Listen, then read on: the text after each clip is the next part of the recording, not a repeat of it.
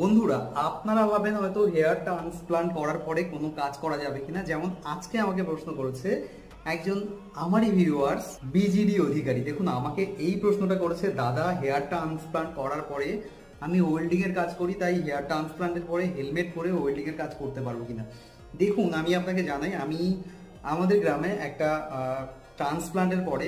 সবাই কিন্তু আমাদেরকে রৌদ্রে কাজ করতে হয়, বাইরে যেতে হয় এবং হেলমেট পরে বাইক চালাতে হয়, তাতে কিন্তু কোনো অসুবিধা হয় না। তবে একটা জিনিস মনে রাখবেন, যদি আপনার সার্জারি হয়ে যায়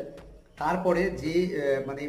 চুলগুলো আস্তে আস্তে বেরিয়ে আসবে, সেটা তো নর্মাল এবং ন্যাচারাল চুল যেমন হয় তেমনটাই হবে, আলাদা কোনোভাবে কোনো কিছুই হবে না। তবে একটা জিনিস আপনাকে মনে রাখতে হবে যে যদি আপনি বেশিক্ষণ মাথার মধ্যে ঘাম হচ্ছে, ইচিং তৈরি হচ্ছে, র্যাশেস তৈরি হচ্ছে, সেগুলোকে খুব ভালো করে ক্লিন যদি না করেন, যদি আমার কথাই বলেন, আমার মাথা কিন্তু খুব সুন্দর করে ক্লিন করা, এখনো পর্যন্ত 2.5 বছর হয়ে গেল হেয়ার ট্রান্সপ্লান্টের, খুব সুন্দর করে